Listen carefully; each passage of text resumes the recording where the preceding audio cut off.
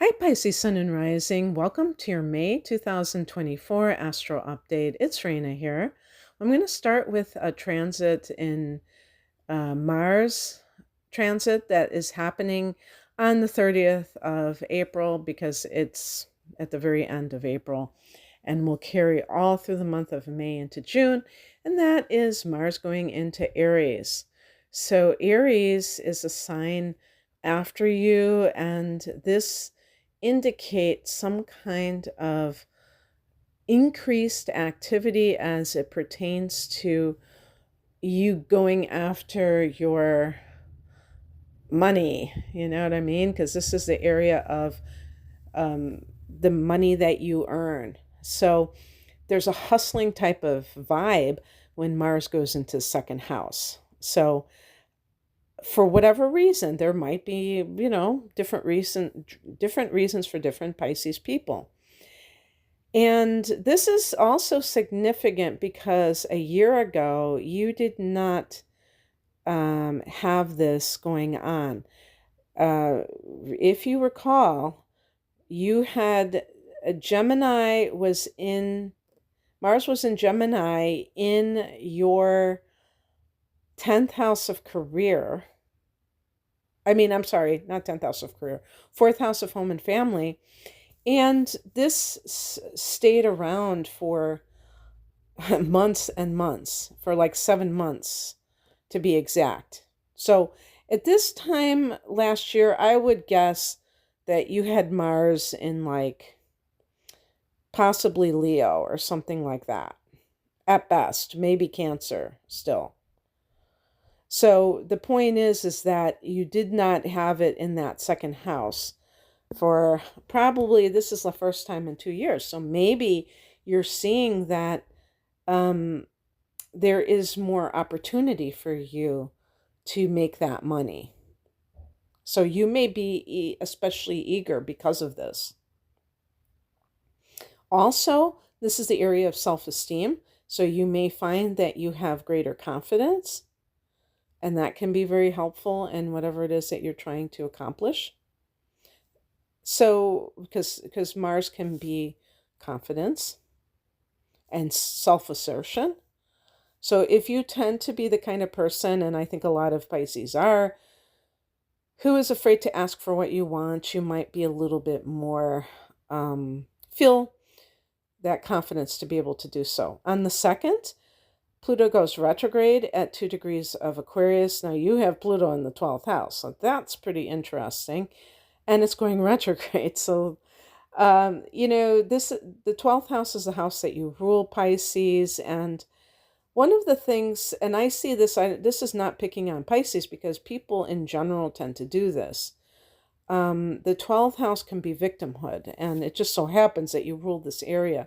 But anyone who has been a literal victim can feel like it's outside of themselves, this persecution, in other words.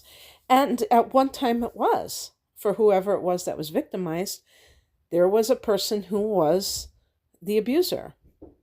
But let's say, because a lot of times this is in childhood that this originates, let's say that the person is now an adult and they still feel that sense of persecution.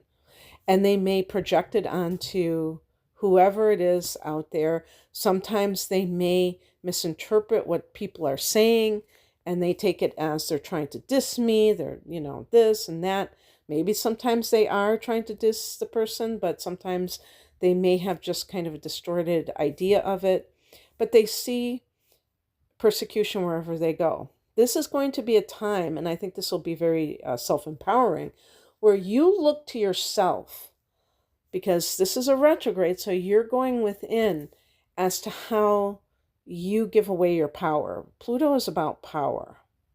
Now, Pluto can be the abuse of power, and certainly that exists, but there's also the inability to understand your own personal power that can turn on you and hold you back. So this is going to be a very powerful time, but it can be very challenging from the perspective of shadow work, that Pluto specializes in, and you kind of holding your feet to the fire. And this may not even be, I mean, I could see for some Pisces people that this may not even be something voluntary. You may have some incident that arises where you can no longer point fingers, that you have to say, okay, this is on me now. Not in a self-destructive way, but in a way where you're taking your power back.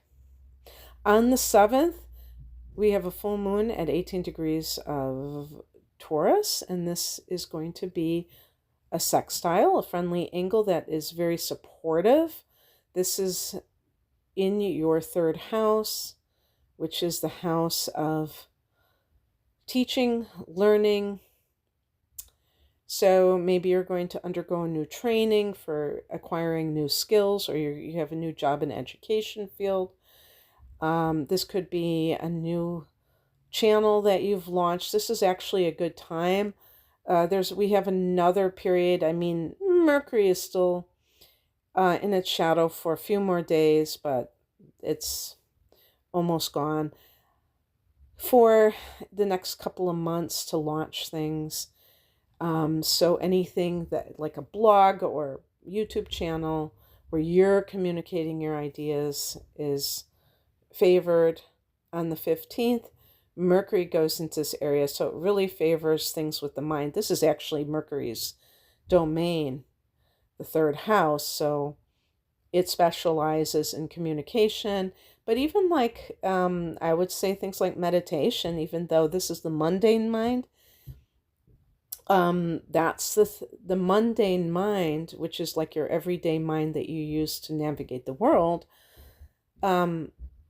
That can be the monkey mind that is like jumping from one web page to the next, or one, talking to one person to the next, and is very ADD. So learning how to steady your mind so that it works for you instead of against you, that sounds like a good idea. And I think meditation is favorable for that as well. On the 20th, the sun goes into Gemini, so that's the ruler of the 3rd house. But in your chart, Gemini is the 4th house. So this is a water house. This is very much attuned to what you're attuned to, which is the emotions. The 4th house can be the past. It can be your mother. It can be real estate. It can be the family that you have now. So this is a very homebody-esque type of influence. On the 23rd, we have a full moon at almost 3 degrees of Sagittarius, which is your 10th house of career. That can be great for recognition in career, some kind of promotion, perhaps, or an ending of a career type of project, or a career itself in some cases. On the same day, Venus goes into Gemini in the opposite house. So Venus goes into that 4th house of home and family. So one thing I could think of is somebody retires, or maybe just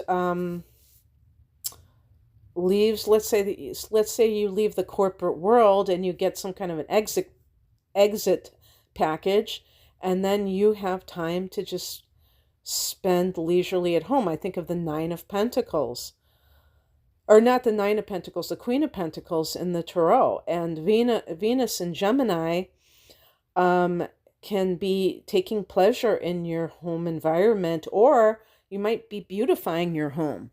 You might be, painting it, or buying new furniture so that you can be more comfortable in your home. Maybe you're selling your home and you're receiving money for a home to buy a new home. So you have to get the current one ready. But Venus could be profiting from real estate. On the 25th, 2 days later, Jupiter goes into Gemini. Wow. The 2 benefic planets are in this 4th house of home and family. And Jupiter will be here for the next year. I'm going to be doing a separate Jupiter in Gemini video, so I'm just going to briefly mention that this blesses your domestic situation. Maybe you have some kind of increased profit from it, or there, who knows? Maybe you're working from home, so you're spending more time there. You're expanding. Maybe you're expanding your property, buying a new home that's bigger. That's possible.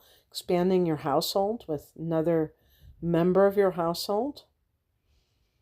It could be a human, or maybe it's a fur baby. I don't know. Okay, that's what I have for you, Pisces. I hope that this resonated. If you would like a personal reading, please click on the link below. Take care. Bye.